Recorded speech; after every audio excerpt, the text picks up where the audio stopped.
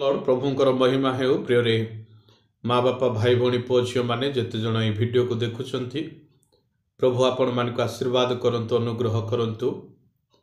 विशेषकर मु आज आपण मान सम्मुख किसी उपदेश देवाई चाहे। अंधभक्त मानकर ज्ञान चक्षु किए अंध करिअछि ताहा जानिबा निहाती आवश्यकता रही। आज पृथ्वी रे ए जगत रे संसार रे अनेक अंधभक्त अछंती। से माने बहुत बड़ बड़ भक्त अटंती, भक्तिर भेक को धरती किंतु तहिर शक्ति को अस्वीकार करती।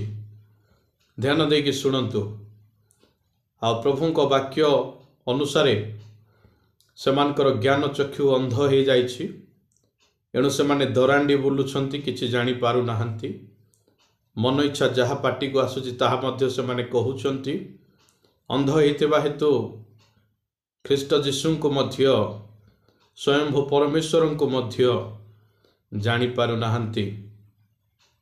विशेषकर ध्यान देवे प्रभु को वाक्य कौन कुहे।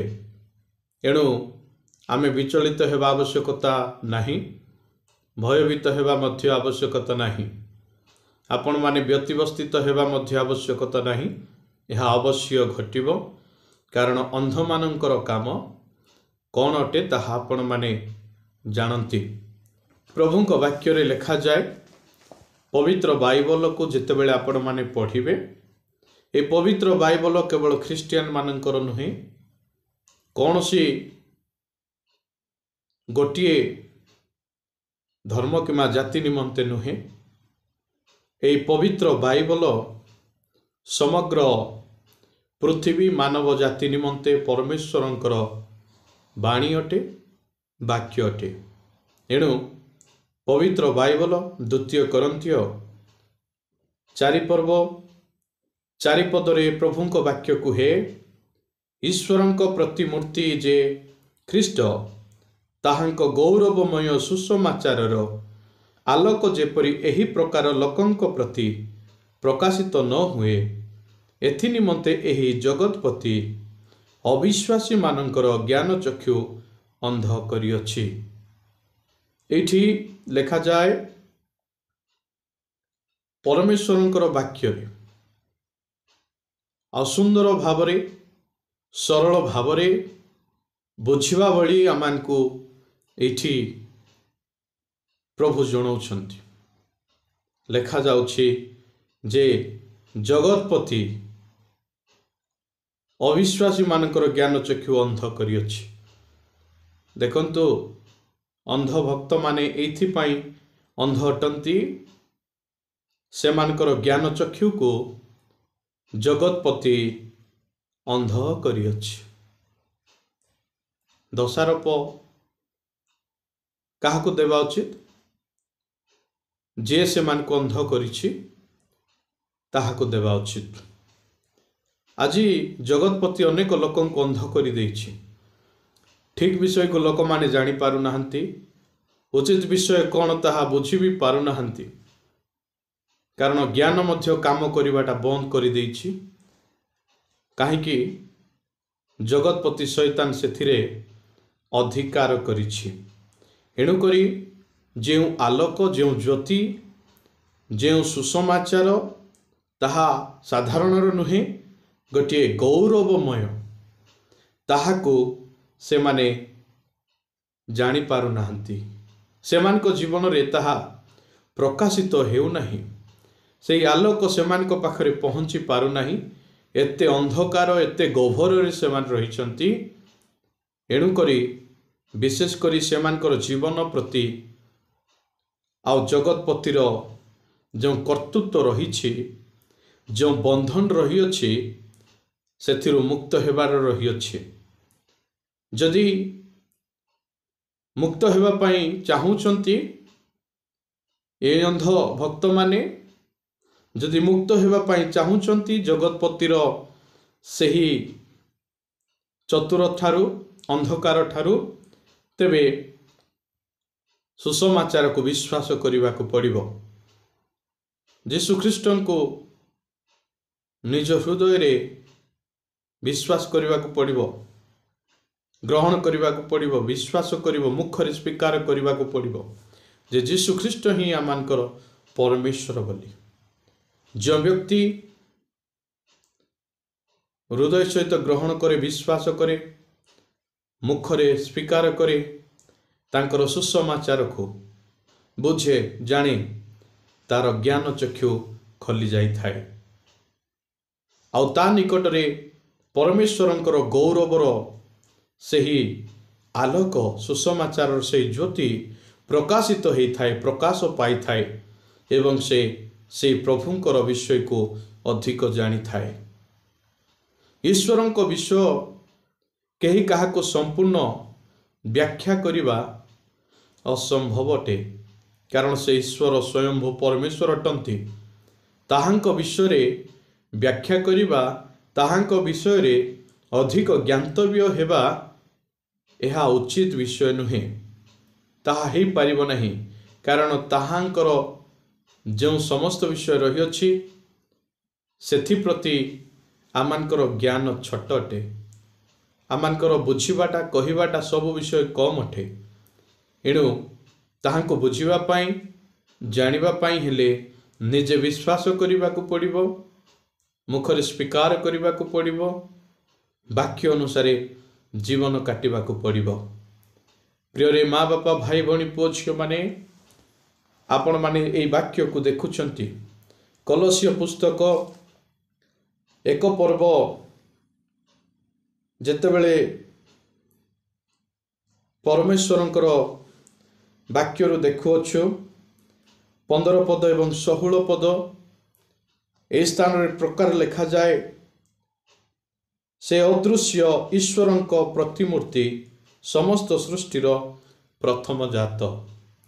सृष्टिर प्रथम जात जो परमेश्वर अदृश्य ईश्वरंक प्रतिमूर्ति, ताहांको आजी जदि लोक माने जानी पारु नाहंती तेबे केते अंधकार से मानकर जीवन रे घेरी रहिछि। एते बड़ ईश्वरंक परमेश्वरंक विषय रे ज्ञातव्य नहु, ताहा शैतान केते अंधार करी रखि अछि, जे कि सृष्टिर प्रथम जात अटंती। कारण दृश्य व अदृश्य, स्वर्ग रे व पृथ्वी रे समस्त विषय ताहांक द्वारा सृष्ट हेला। सिंहासन की प्रभुत्व की आधिपत्य की कर्तापण समस्त ताहांक द्वारा व ताहांक निमंते सृष्टि हेइ अछि। आमे मध्य ताहांक निमंते, ए समस्त सृष्टि परमेश्वरंक निमंते, यह आमे केबे भूलिबा नहीं। समस्त सृष्टि हेबा पूर्वरु से अछंती, आउ ताहांक ठारे समस्त विश्वर अस्तित्व अछि। आउ से अस्तित्व को न जानिबा पाई, सही समस्त विश्व सृष्ट होइथिबा पूर्वरु थिबा परमेश्वरंको न बुझिबा पाई जगतपति ज्ञान चक्षु को अंध करि दैछि, बांधि देइ अछि। एणु करी अंध भक्त समस्ते दरांडी बुलंती। अंध अंध को बाट कड़ाई नहीं पारिबो नाही। जणे देखि पारुथिबा लोक ही गोटे अंध को बाटरे कढ़ाई नेब। जदि अंध को बाट कढ़ाई नेब, तेबे दुई जण खालरे पड़िबे, गातरे पड़िजिबे। याको जानिबा आवश्यकता रहिअछि। प्रियरे माँ बापा, भाई भौणी, पुओ झियो माने, परमेश्वरंकर वाक्य को बुझिबा आवश्यकता रहिअछि। जौन लिखित सुसमाचार 12 पर्व जेतेबेले 35 पद को आमाने पढ़िबा, से स्थान लिखा जाए, सेथिरे यीशु सेमानकु कहिले, आ अल्प समय मात्र ज्योति तुम मानक मध्यरे अछि। अंधकार जेपरि तुम मानकु ग्रास न करे। ध्यान देकी शुणंतु। अंधकार जेपरि तुम मानकु ग्रास न करे, अर्थात जगतपति जेपरि तुम मानकु अंध न करे, ग्रास न करे, अंधकार न करे, एथि निमंते तुम मानक निकटरे ज्योति थाउ थाउ गमनागमन कर। जे अंधकार रे गमनागमन करे, से केउठाकु जाउअछि ताहा जाने नाही। रात्रि रे मध्य बाहर को बाहरिबा पई टॉर्च लाइट रो आवश्यकता पड़ी थाए। यह तो स्वर्ग को जीवार कथा अछि। एठी ईश्वरंक राज्य को जीवा कथा आसुअछि। एणु से ज्योति जे कि जीशु तांको नेइकी जीवाकू पड़िबो नले सावधान केतेबेले कोठी कोण घटिबो ताहा जानी पारिबे नाही। परमेश्वरंकर वाक्य कहूछि अंधकार तुमको ग्रास न करू। अंधकार तो अनेक विषय ग्रास करे ताहा बुझंतु जानंतु। एणु मूर्ख मानक परि जीवन न काटी ज्ञानी मानक परि जीवन काटंतु। आ निज निज को ज्ञानी बोली मन करी मूर्ख हुअंतु नहीं। प्रकृत ज्योति पाइछंती कि नहीं? प्रकृत ज्योति आपण मानक जीवन रे अछि कि नहीं? सेही ज्योति आपण मानक हृदय रे विराजमान हेबा आवश्यकता रही अछि। आपण मानकर जीवन यात्रा रे आपण माने परमेश्वरंक निमंते बढ़ंतु। मने रखंतु अंधकार रे जो माने गमन करंती से माने कोठी की जीवे जानी पारिबेनी। बाट मध्य से माने पाइबे नहीं। एणु अंधार थिबा समय न जानिथिबा हेतु लटा बुदारे मध्य से माने पसी जाती। एणु सावधान हुंतु उपयुक्त पथ को जानतु। आ जीशु कहिले मो पथ सत्य व जीवन आ ताहांको बिना आमे ईश्वरंक राज्य को जाई परिबा नाही। आ शैतान भल रूपे जानिछि। एणु समस्त अंध करुछि। एणु अंध हे रुहंतु नहीं। निजर आत्मिकता चक्षु को खोलंतु।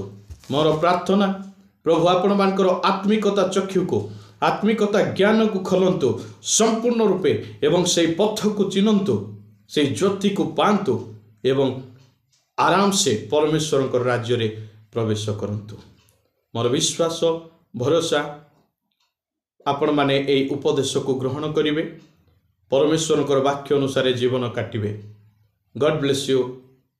Praise the Lord. प्रभु आपण मान को आशीर्वाद करंतु।